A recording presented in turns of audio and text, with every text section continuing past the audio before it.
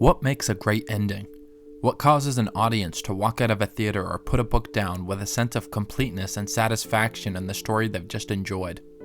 In his famous book, Story, author Robert McKee says this of the arc plot story, which is the traditional, non-experimental type under which most stories fall. The arc plot delivers a closed ending. All questions raised by the story are answered. All emotions evoked are satisfied. It's this successful satisfaction of emotions that great endings deliver on so masterfully, that meaningful conclusion that gets us right in the feels. When it comes to emotionally satisfying endings, there is perhaps no greater example than the ending scene from Field of Dreams.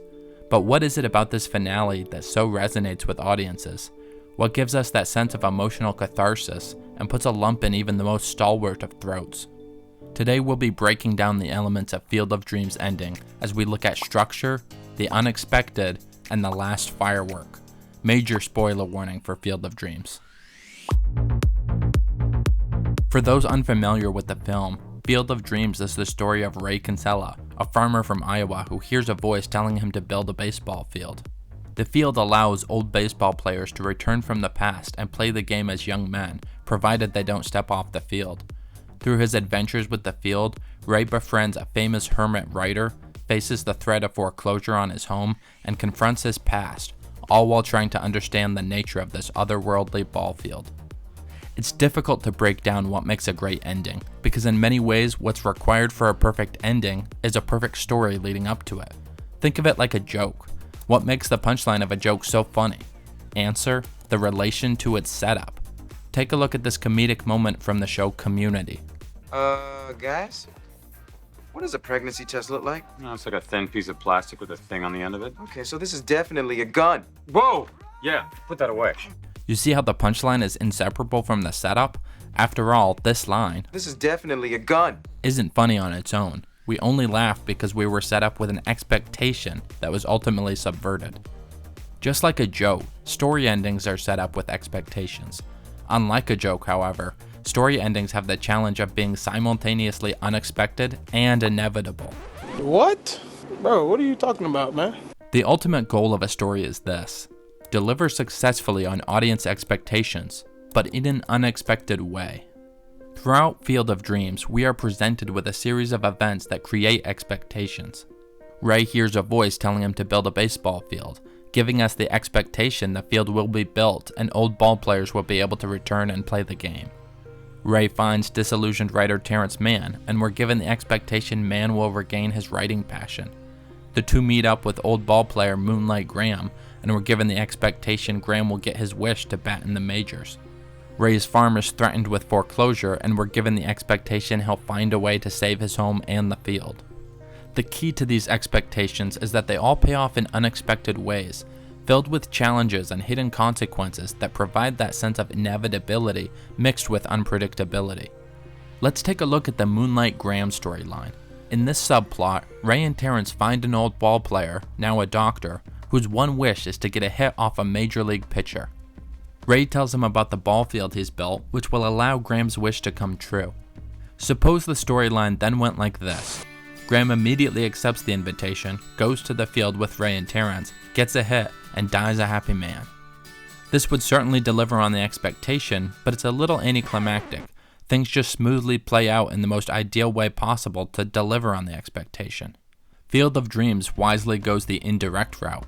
After hearing about the field, Graham rejects Ray's offer, leaving Ray confused as to why they even crossed paths. On the way back to Iowa, however, Ray and Terrence pick up a teenage hitchhiker, later revealed to be the younger version of Graham. Young Graham gets his wish to bat in the majors, but when Ray's daughter chokes on a hot dog, Graham steps off the field to save her life, transforming him back into an old man and preventing him from ever returning to the game.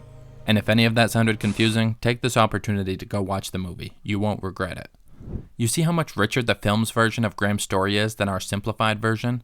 The expectation, Moonlight Graham getting his wish, is still paid off, but with a deep mixture of unexpected challenges and consequences that make for an infinitely more satisfying conclusion. Throughout the film, expectations are loaded into the story like bullets in a revolver. Once we hit the ending, the results of these expectations come to fruition one by one, each bullet firing one after the other in creative and satisfying ways. So all of this is fine, but it's fairly standard storytelling. After all, the whole nature of story is setup and payoff. Any story that does this successfully can be classified as good.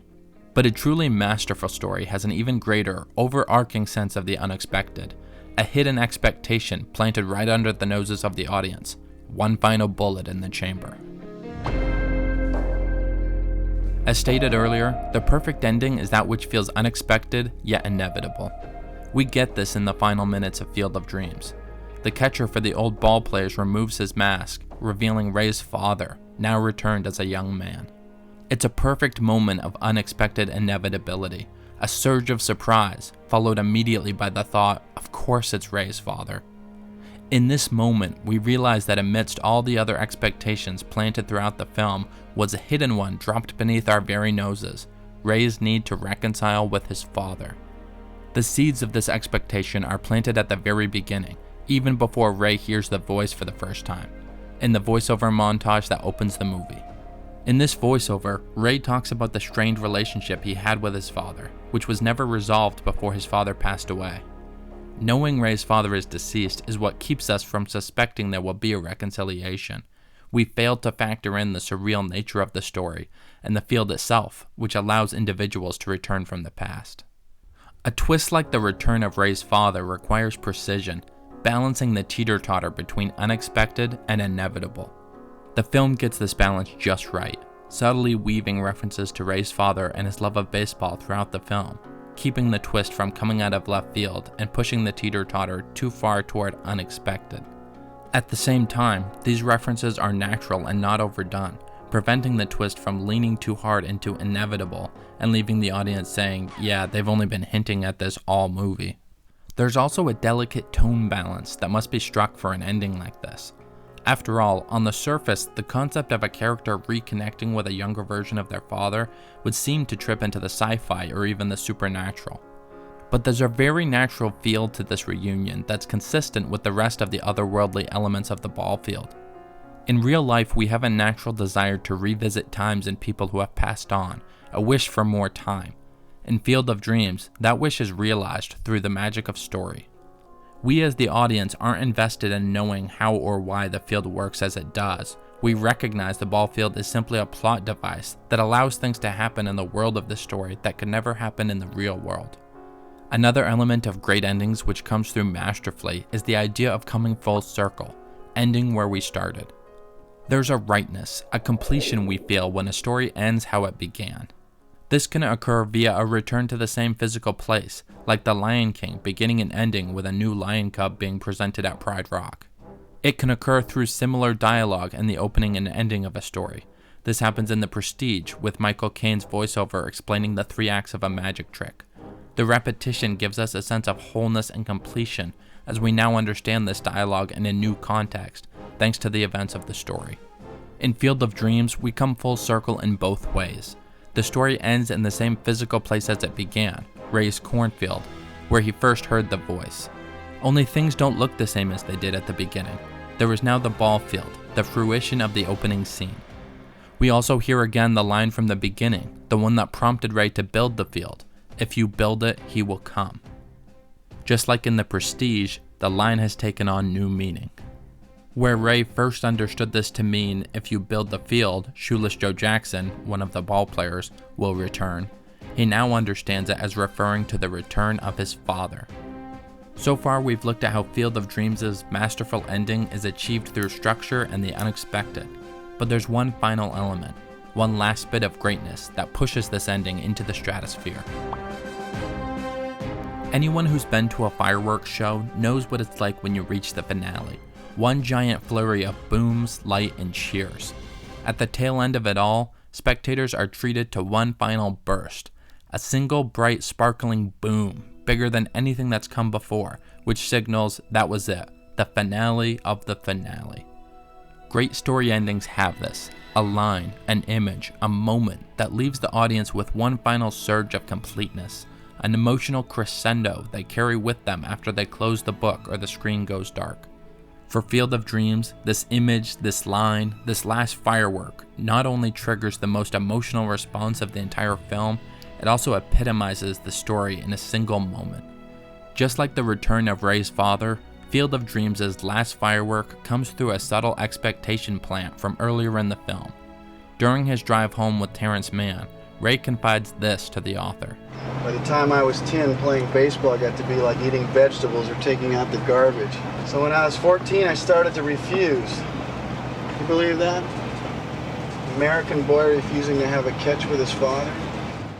One of the talents of truly great writers is the ability to have characters communicate feelings like love, regret, or hope without coming right out and saying it. In the final moments of the film, as Ray is saying goodbye to his father, we know that what he wants to communicate is, I love you, I'm sorry, and I want to reconnect with you. But literally saying those words would never work here. They don't fit the character, nor do they seem natural to how most people communicate. So instead, in the final moments at Field of Dreams, we get this. Hey, Dad? Are you gonna have a catch? I'd like that. One of the most cathartic elements of story is the moment we realize, oh, this is what the story is really about. This is full realization of a story's theme. The moment we realize Wizard of Oz is about how there's no place like home, or Citizen Kane is about the emptiness of wealth, or how Rocky is about going the distance. In Field of Dreams' final moments, we realize this story isn't about baseball, but the relationship between a father and his son, and how in a larger sense, the magic of baseball lies not in the game itself, but in the opportunity it provides to bring people together. This is reinforced by the film's climax, during Terrence Mann's monologue about baseball, which is honestly so masterful it deserves a video of its own. These themes of togetherness, connection, and timelessness are all brought to masterful completion in Field of Dreams' perfect ending. I couldn't put together an essay on this film without dedicating the video to my own father. Field of Dreams is my dad's favorite movie, and just like Ray and his father sharing their love of baseball, my own father and I have enjoyed many happy hours together watching this film. Just like how the true magic of baseball lies outside the game itself, what truly makes any story special is its ability to be shared amongst people we love. The best stories are those which carry within their fictional structures things that are good and right and true. Field of Dreams is a perfect example of this, and will always be, to myself, my dad, and countless others, a truly special and timeless film. So I hope this helps. Comment below with what you feel is the best movie ending of all time, and subscribe for more writing tips.